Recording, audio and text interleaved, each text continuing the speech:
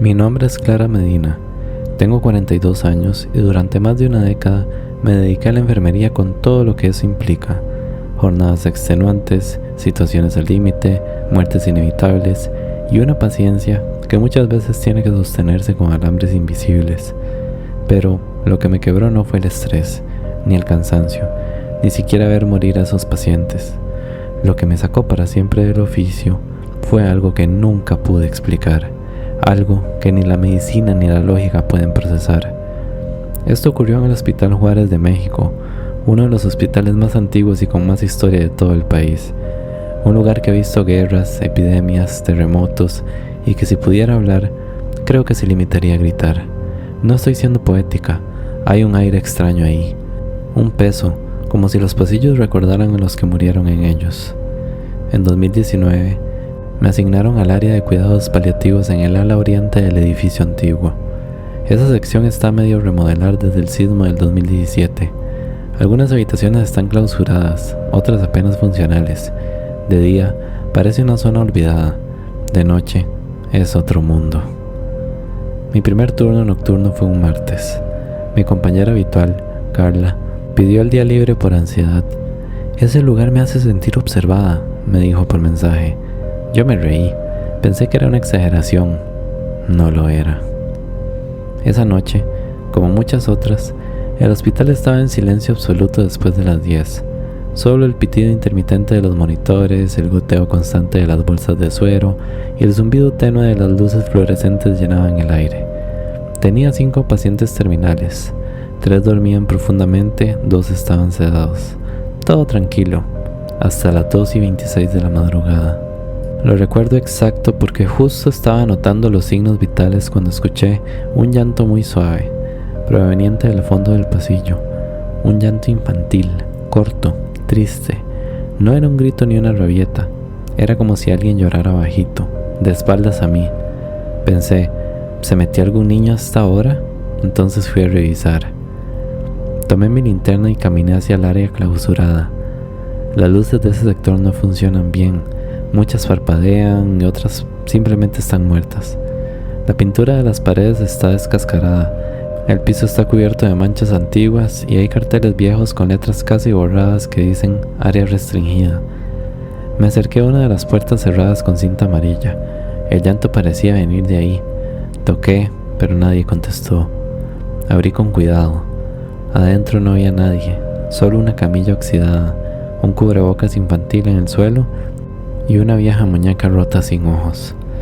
Fue entonces cuando escuché el clic de una puerta abriéndose detrás de mí.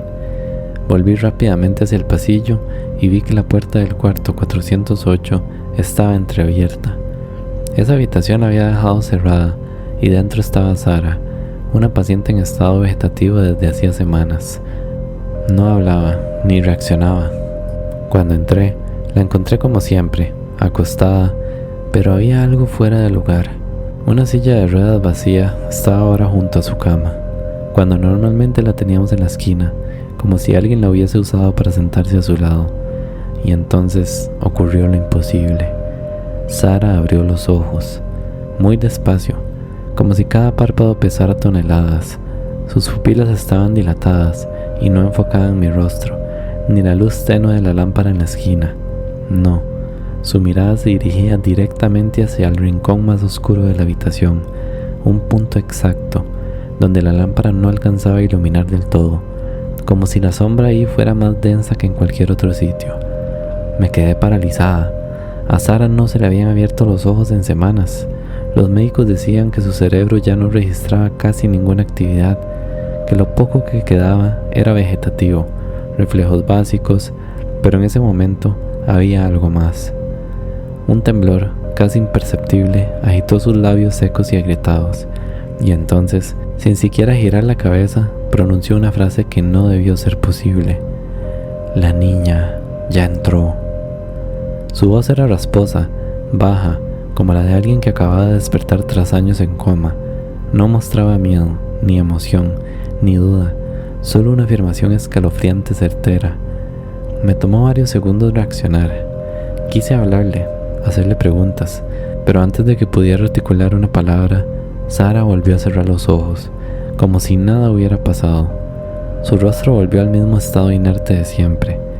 Era como si todo hubiese sido un acto reflejo, pero yo sabía que no lo era. Miré hacia el rincón que tanto le había llamado la atención. No había nada, pero el aire estaba frío, como si la temperatura hubiese descendido de golpe solo en esa habitación. Me acerqué un paso y sentí que algo me observaba desde ahí, desde donde no podía ver.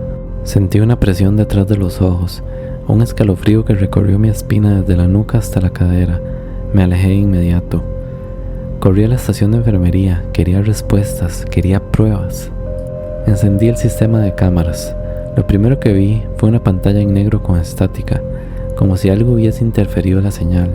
Cambié a otra, lo mismo, pero al pasar a la cámara del pasillo frente al cuarto 408, apareció una imagen congelada en el tiempo.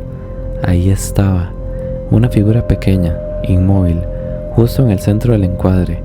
Una niña, de espaldas, sus brazos caían a los lados como si no tuviera fuerza. El cabello largo, pegado al cráneo, desordenado, cubriéndole gran parte de la espalda. La bata blanca, demasiado grande para su cuerpo, le arrastraba por el suelo como una sábana mojada. No se movía, no giraba, pero estaba viva. Lo sentía. La imagen parpadeó, la estática volvió, luego la pantalla se puso completamente en negro. Me obligué a actuar, a pesar del miedo, a pesar de que mi cuerpo me pedía salir corriendo del hospital sin mirar atrás. Tomé valor y me dirigí al pasillo. Cuando llegué, el lugar estaba vacío. El silencio era tan espeso que podía escuchar mis propios latidos golpeándome los oídos. Avancé despacio, mirando a ambos lados, y entonces lo vi. En el suelo, justo al frente del cuarto 408, había huellas húmedas, del tamaño de un niño pequeño. Huellas descalzas, claras, recién marcadas. Me arrodillé para verlas mejor. Pisé una sin querer y sentí algo que no tiene lógica.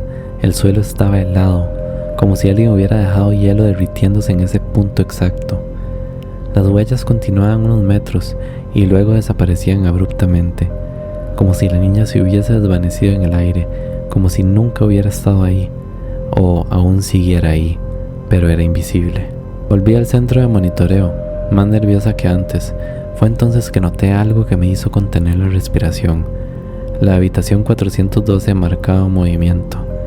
Esa sala llevaba más de un año cerrada. La sellaron después del caso del paciente psiquiátrico que se quitó la vida. Él afirmaba que una niña lo visitaba cada noche. Decía que lo llamaba desde el techo, que le hablaba mientras él dormía. Los médicos archivaron todo como producto de su trastorno. Incluso los guardias se burlaban del tema, pero en ese momento ya no me parecía tan descabellado. Fui hasta la puerta. La cerradura estaba rota, colgando como si alguien la hubiese forzado desde dentro. Empujé con cuidado. Al entrar, el cambio de temperatura fue inmediato. El aire era denso, húmedo, casi irrespirable. El olor era penetrante, mezcla de medicamento vencido, paredes húmedas y algo más, algo parecido a tierra vieja y flores podridas. La cama estaba revuelta. Aunque nadie dormía ahí desde hacía meses, las sábanas parecían haber sido movidas recientemente, pero lo más perturbador no estaba en la cama, estaba en la pared. Un dibujo infantil, mal hecho, torpe, como si lo hubiera hecho una niña de 6 o 7 años. Estaba pegado con cinta amarilla ya desintegrada.